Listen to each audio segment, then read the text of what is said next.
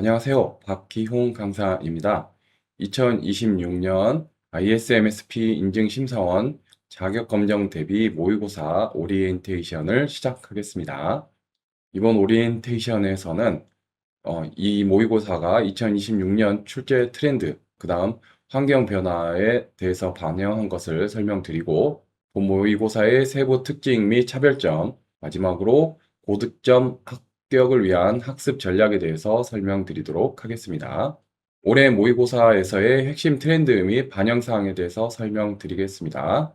먼저는 최신 법령 및 고시 안내서 등에 대한 현행화를 실시했습니다. 개인정보 전송 요구권이라든지 광고성 정보 전송, 가명정보 처리 등 최신 개정사항 및 가이드라인을 문제에 반영하도록 노력하였습니다.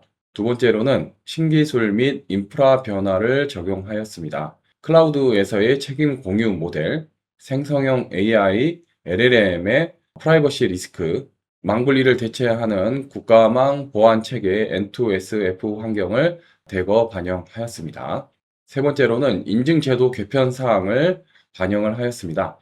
영세 중소기업 간편 인증 제도를 문제에 반영을 하였고, 가상자산 사업자 예비 인증 제도 등 새롭게 인증 체계에 관련된 문제, 그 다음에 함정까지 포함을 해서 작성을 하였습니다. 각각에 대해서 사례를 보면서 설명드리겠습니다. 최신 법령 안내서 내용입니다. 앱 접근성 고지 및 동의 안내서가 개정이 되었습니다. 그래서 문제를 통해서 이러한 내용을 개정 내용을 정확하게 인지하고 계신지 확인할 수 있도록 문제를 마련했고요. 그 다음에 광고성 정보 전송 가이드라인도 개정이 되었습니다. 그러한 변경된 내용을 숙지하고 있는지 연습하실 수 있도록 문제에 반영을 했습니다.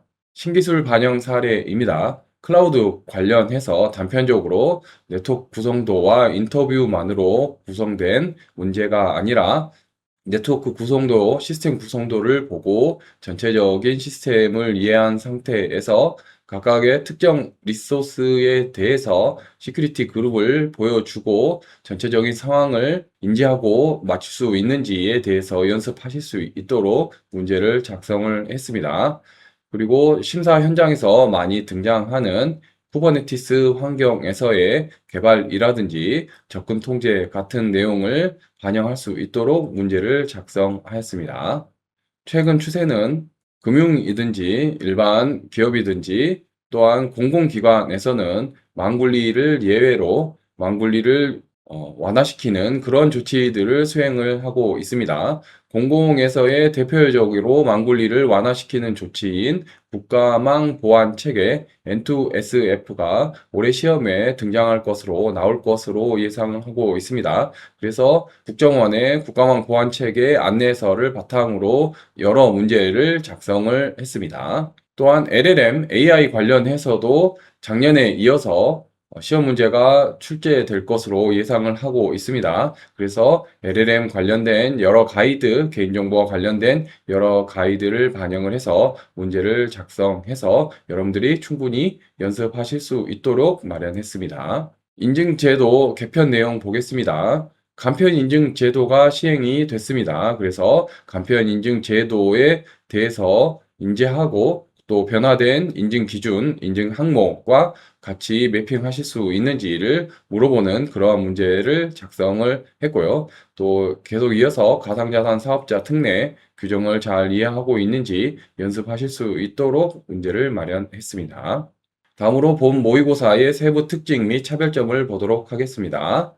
다중 증거 자료를 제시하고 교차 검증을 통해서 결함을 발견하는 능력을 연습하실 수 있도록 준비를 했습니다.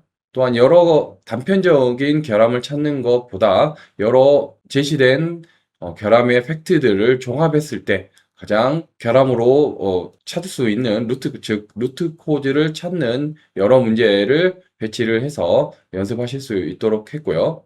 기존의 문제집들이 정답 해설에는 상세하게 정답을 해설하지만 오답 해설에는 등한치 했던 것을 개선을 해서 오답도 정답도 상세 설명을 할 수 있도록 노력을 했습니다.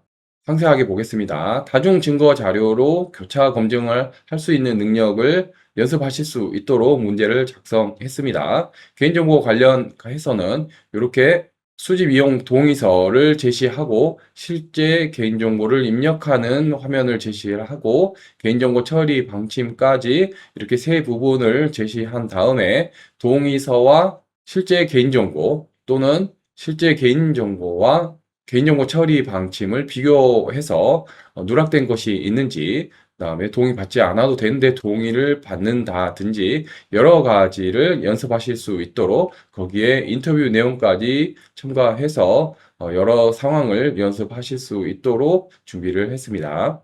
그리고 여러 단편적인 결함 몇 점 몇 점 몇이라는 특히 기술 쪽에서 2점대에서 보안 조치, 보호 조치 쪽에서 이렇게 특정 결함 사항을 찾는 것도 중요하지만 여러 결함을 제시를 하고 그 결함의 근본적인 원인이 되는 루트 코즈를 찾는 문제를 배치를 해서 그러한 루트 코즈에 대한 다른 답을 잘못된 답을 고르지 않도록 실수하지 않도록 하는 문제들을 배치를 했습니다. 이렇게 보시는 바와 같이 정오답에 대해서 정답도 이렇게 상세히 설명을 하지만 오답도 왜 오답인지 그리고 이게 정답과 헷갈리는 그러한 내용으로서 다음에 이런 문제가 나오더라도 이러한 부분은 함정이거나 이렇게 헷갈릴 수 있으니 확실히 구분해서 숙지를 해야 된다라는 측면에서 이제 오답에 대해서도 상세 설명을 할 수 있도록 모든 문제가 이렇게 되어 있진 않지만 50% 이상은 이렇게 정답과 오답에 대해서 상세히 설명할 수 있도록 노력을 했고요. 개인정보 관련된 그러한 문제 같은 경우에서는 참고로 삼은 그러한 법령과 안내서 등을 해서 혹시 이 내용을 몰랐을 때는 이론 교재에 해당하는 부분을 더 숙지할 수 있도록 이렇게 참고 자료를 제시하였습니다. 고득점 합격을 위한 학습 전략 설명드리겠습니다. 먼저 상황 분석을 해야지 되겠습니다. 문제에 제시된 기업의 규모에 따라서 안전성 확보 조치 기준 또한 각각의 법령에 적용하는 게 달라지죠. 그다음에 업종에 따라서 공공기관이냐, 일반 정보통신 서비스 제공자냐, 소상공인이냐 이런 거에 따라서도 또 달라지고 인증 유형에 따라서도 문제의 답이 달라지는 부분이 있습니다. 이런 부분을 상황 분석을 철저하게 해야지 되겠고요. 그다음에 여러 증거 자료에 대해서 내부 지침서 또는 실제 로데이터인 로그 또는 개인정보 처리 방침, 동의서 이런 것들을 면밀히 증거를 대조해서 일치 여부를 확인해 줘야지 되겠습니다. 그리고 인터뷰 내용을 잘 해석해야지 되겠습니다. 담당자가 방어 논리를 펼 때 그게 법령에 근거해서 인증 기준 안내서에 근거해서 맞는 반론인지 아니면 정확히 알지 못하는 그런 월권이라든지 편의성, 그다음에 예산 부족 등을 핑계로 등한시하는 것인지를 식별할 수 있도록 연습을 해야지 되겠고요.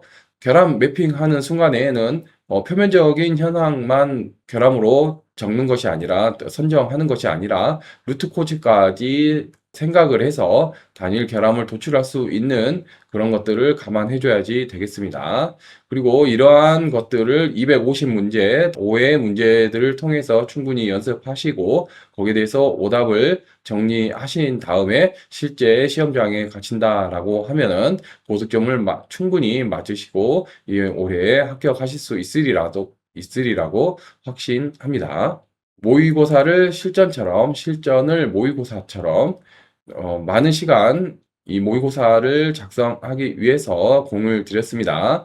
끝까지 저희 글로벌 에듀 모의고사 반과 함께 하셔서 고득점을 얻으시고 원하시는 결과를 얻으시길 바라겠습니다. 이것으로 오리엔테이션을 마치겠습니다. 감사합니다.